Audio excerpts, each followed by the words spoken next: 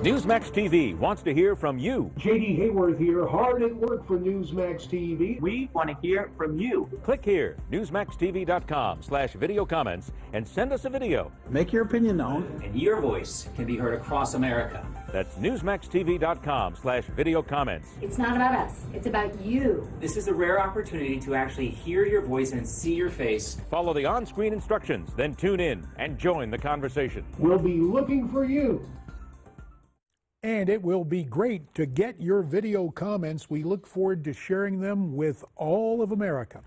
Joining us now to talk more about the 6 remaining days in this campaign, Amy Kremer, co-founder of the Women Vote Trump PAC, and she joins us via Skype from Atlanta. Meantime, at Newsmax New York, political analyst and attorney Sam Nunberg.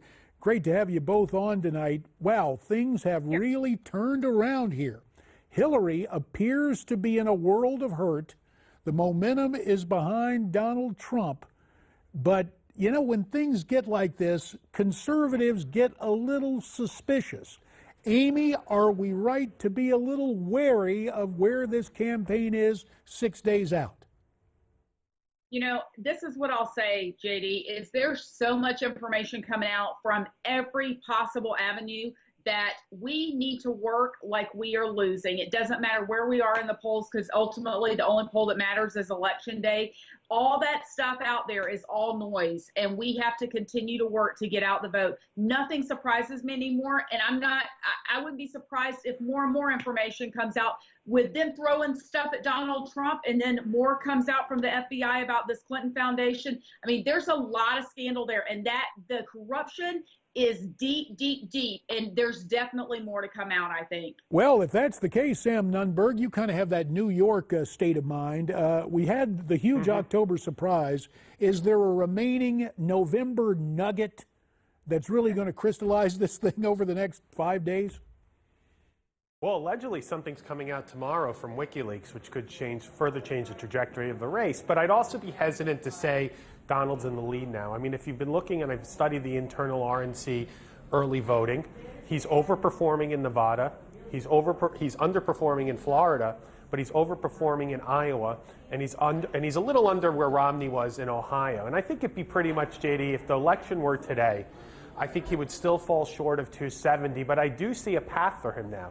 And the path would be Iowa, Ohio, North Carolina, obviously, Romney won that, Florida, Nevada, and New Hampshire. And I think that that is feasible as of now, but we'll see. Look, that's a lot he's got to win. But as Amy said, you know, the only day that counts is Election Day, so let's see what happens.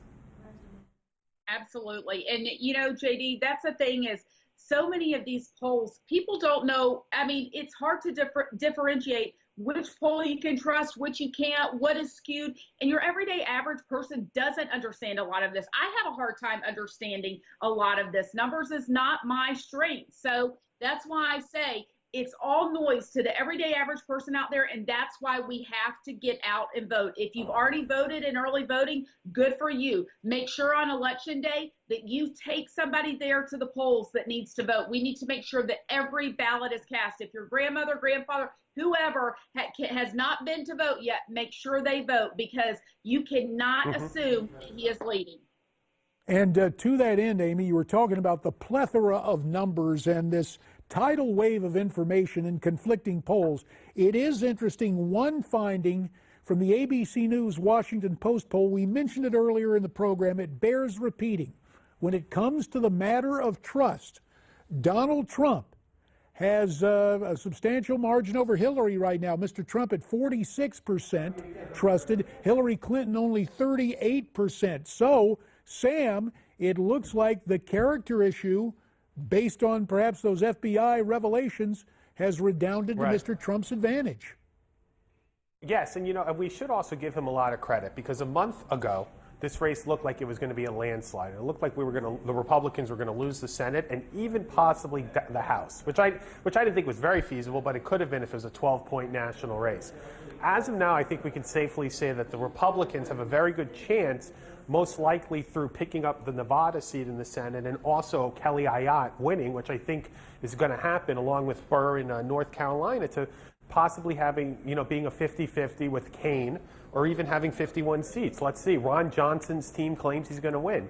And the good news also is that, Hillary is going to go in no matter what, even if she does win, as battered, and she's going to be under investigations, and she's going to not have an agenda or a referendum. And, in that case, Donald's done us a major service. Well, again, this whole notion, and it was Donald who pinned the nickname Crooked Hillary on her. And again, now it is sticking. Amy, was it just a matter of patience and persistence? And oh yeah, the FBI deciding to reopen the case that has given Mr. Trump the advantage? Look, I don't know about you guys, but I certainly believe in karma, and I'm not surprised at the way that this is all playing out. Like I said before, the level and depths of corruption with Hillary Clinton, the Clintons in general, it is never ending. Every day when I get up and I read something else, it's like, you've got to be kidding me. How much farther do their tentacles reach? So, people, we saw this past weekend, I'm sure you gentlemen saw it, when Doug Schoen came out, who is a longtime friend and advisor to Bill Clinton and supporter of Hillary Clinton, and he came out and said, in light of all of this, he no longer supports the Secretary of State. And I think that was just the beginning. We have seen more and more peel away. And I do think this is Donald Trump's race to win. But that doesn't mean we can't stop working. And it's not going to be an easy win. We have to give it everything we have.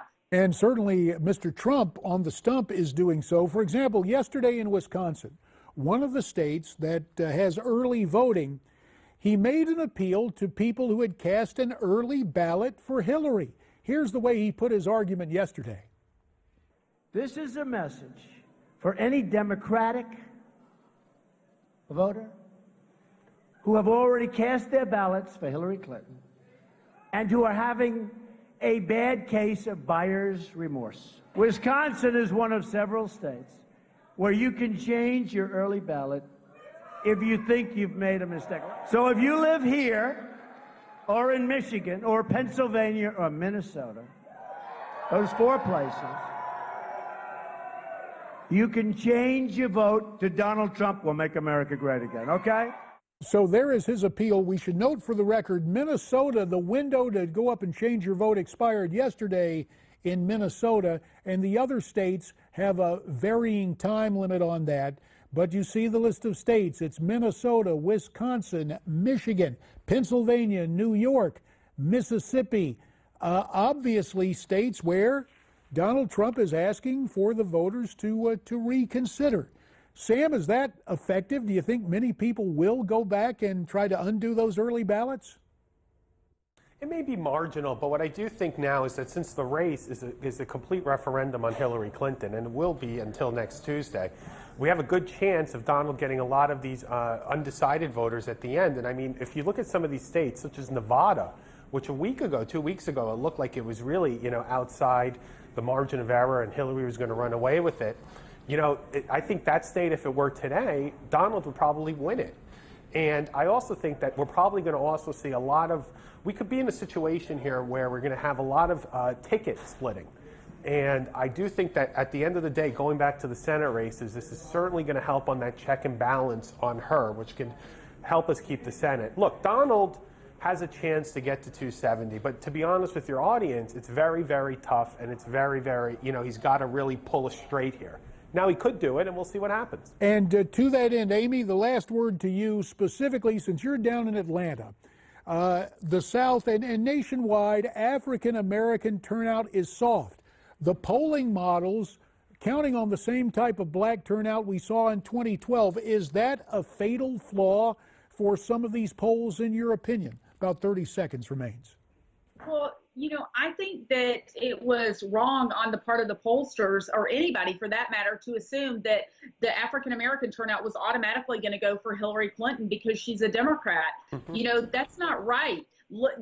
They are smart people. They look at the issues. They want better lives just like the rest of Americans. I believe that Donald Trump and his children have said before, he's not just talking to African Americans or women or whoever, he's talking to all Americans. And I believe that. And so, I think it was wrong on their part to assume that the African American vote was going to go for Hillary, just like I think it's wrong for them to assume that all women are going to vote for Hillary. But I want to say one thing real quick, JD. When Donald made that appeal to the voters in Wisconsin, to the Democrats who had voted for Hillary. He needs to include Republicans in there because there are some Republicans. Oh, yeah, they're still part of that crowd, the never-Trumpers. They got to come home.